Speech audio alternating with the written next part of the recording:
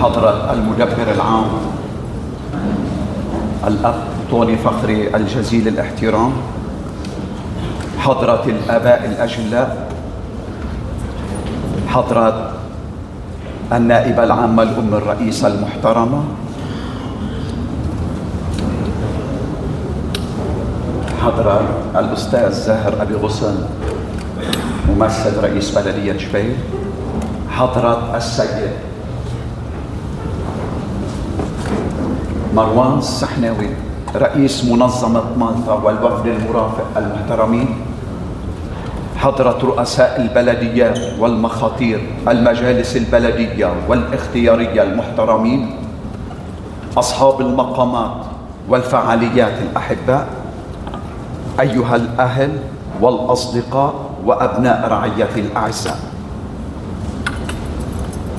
في صمت الليل وارتباك القلب كانت كلمة السماء قواميض يكسر رتابة الخوف: لا تخف. عظيمة هي الكلمة التي تخرج من فم الله لتدخل وجدان الإنسان كنبض يوقظ أعماقه، كلمة تكشف أن حضور الله في التاريخ أعظم من ارتباكنا، وأن عمل الروح القدس يتخطى حدود منطقنا الضيق. سعادة النائب، لا تخف لم تكن مجرد عبارة لطمأنة رجل حائر، بل إعلانا إلهيا يفتح أمام البشرية درب الخلاص ويعلن سر حضور الله الفاعل في التاريخ. فمن فجر الوحي إلى ملء الزمان نكتشف أن تاريخ الخلاص ليس تاريخ أبطال أشداء أقوياء، بل تاريخ قلوب متواضعة انتقاها الله فآمنت بكلمته وسارت في رجاء. لا تخف قالها الرب لإبراهيم وهو يخرج من أرضه إلى المجهول، ولموسى المرتجف أمام رسالته، وليشوع على عتبة الأرض الموعودة، ولإرميا الفتى أمام الكلمة النبوية. وفي ملء الزمان قالها الملاك لمريم: لا تخافي، وليوسف: يا يوسف ابن داود لا تخف. واليوم لا تخف أسمعها منك يا ابن الله الحي، أنا سمعان بن يونا معلنا حبي لك ثلاثا غير آبهم بالمستقبل، لأن عمانوئيل الله معنا حاضر في قلب التاريخ ترافق خطواتي، ولا بالخطأ، لأن النعمة تكتمل في الضعف، ولا بسواد الليل، لأن فجر قيامتك قد أشرق ولن ينطفئ. صاحب الغبطة والنيافة الكاردينال مار بشارة بطرس الراعي الكلية طوبة، كلمة امتنان: لنكرم فيكم ذاكرة تاريخ الموارنة وعبق بخور وادي قنوبين وصوت الرجاء الذي لا يخيب، فأنتم إرث مارون حيا في مشرقنا، وحبر إيمان يكتب تاريخا لا يزول، وسفر مفتوح يكتبه الروح على صفحات الزمن، ليجعل الرب مسيرتكم أرزا لا ينحني، ونورا لا يخبو، ورجاء لا ينطفئ. صاحب السيادة المطران ميشيل عون، السامي الاحترام راعي أبرشيتنا الحبيبة، نجدد عهد الطاعة البنوية الذي يشعرنا في ظل رعايتكم أننا أبناء تجمعنا مائدة الكلمة والإفخارستية، وتوحدنا رسالة المحبة، لتبقى كلمتكم كلمة حياة، ومسيرتكم نورا يقودنا إلى قداسة الإنجيل.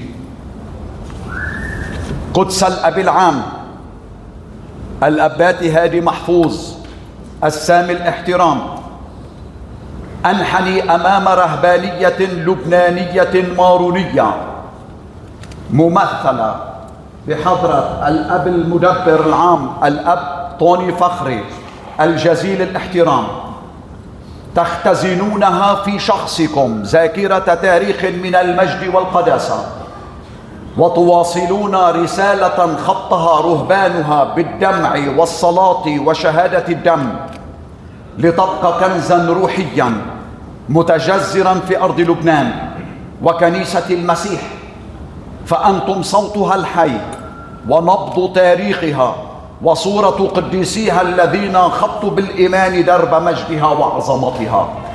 وقد جعلتم من الطاعة صلاة، ومن الإدارة نمو، ومن المحبة أبوة. بوركتم في مسيرتكم، ولتظل رئاستكم علامة وفاء للتراث ومجدا للكنيسة وشهادة حية بأن التاريخ يكتب من جديد كل يوم بالحب والتجذر في المسيح. بريزيدان حضرة السيد مروان السحناوي رئيس منظمة مالطا المحترم الحبيب، نبضة قلب تنبع من الإيمان قبل النطق ومن الوفاء قبل الخطابة. حضوركم يعيد إلى الأذهان صورة الفرسان الذين كرسوا قلوبهم وحياتهم ليكونوا شهودا للرجاء وحماة للمقدسات. ممتن لكم لأنكم تزرعون بسموكم الروحي وثباتكم الإيماني ثمار الأمل في أرض عطشة إلى الرجاء. وشكرا لكم لأنكم تجعلون من خدمة الإنسان أي إنسان جسدا حيا للقداسة. بوركت محبتكم وبورك تقديركم، ودامت رسالتكم منارة في قلب الكنيسة والعالم. جمهور ديري في أيقونته أبونا وهبي، وفي قلم أبونا بيير، وفي فن أبونا جان، وفي تأملات أبونا جوزيف، وفي إدارة أبونا مارون، وفي عطاء وخدمة أبونا شربل.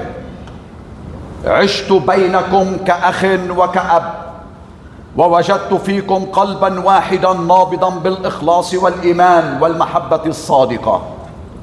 لقد كنتم لي نورا يضيء طريق الروح، ودعاء يرفعني فوق هموم الزمان، ويدا حانية تمسح عن قلبي ثقل التجارب، وصوتا صادقا يربطني دائما بجوهر الحياة الروحية. لقد نسجنا معا حياة الرعية خيوطا من نور ونعمة، وها هو حضور الرهبانية في جبيل وفي الأنطش علامة رجاء وامتداد لقلب المسيح الراعي الصالح. وإلى عائلتي الصغيرة عزة نفس وشهامة أخلاق وكسرة قلب. بي، لقد حملت الضمير الحي في قلبك، ورفعت الأخلاق رافعة لا تميل. لقد علمتني أن العظمة الحقيقية تكمن في الصمت عندما تحتاجه النفس، وفي التضحية حين يتطلبها الواجب، وفي الحفاظ على الشرف والأخلاق في المواقف. الله يطول بعمرك يا بيي.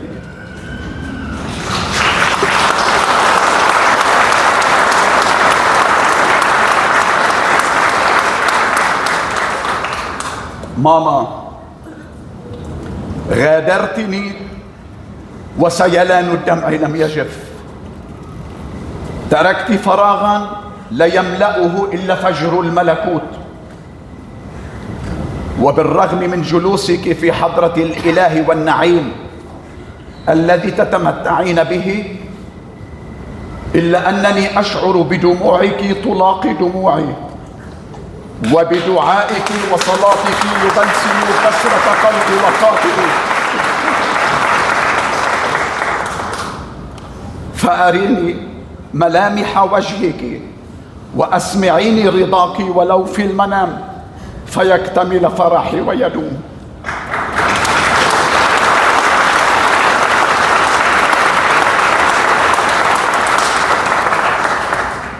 أبناء مدينتي، رعيتي، وكل الذين يؤمون كنيستنا للصلاة والتأمل، ناشطين مؤمنين ومنظمات رسولية، وأنا لولا منكم يمكن ما كنت أبيتي، ولولا منكم ماني هون.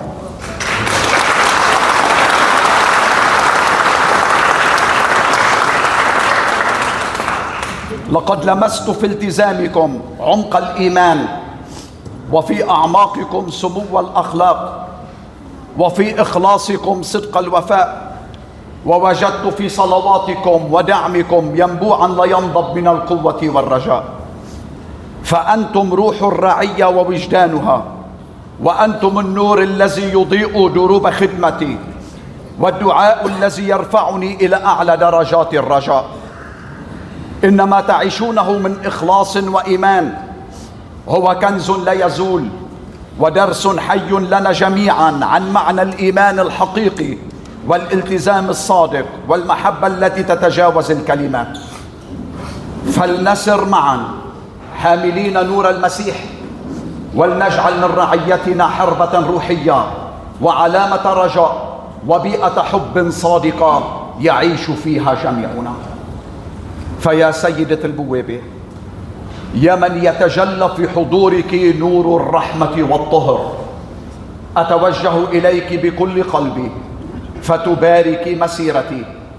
أنت من تلمسين قلوبنا وتغمرين رعيتنا بالقداسة، وتجعلين كنيستنا على الدوام ملتزمة بالإيمان والخدمة. ويا شفيع كنيستنا مار يوحنا مرقس، نستدعي حمايتك ودعاءك وشفاعتك لنا نورا يرشد أرواحنا ويقوي عزيمتنا، ويشعل في قلوبنا رغبة دائمة في السير في طريق الخير والمحبة والخدمة. صليا لأجلنا، واجعلا كل رعيتنا مسكنا للروح القدس، وكنيستنا علية للصلاة، ولبناننا دوما منارة للرسالة والسلام والإيمان. آمين. نؤمن بإله واحد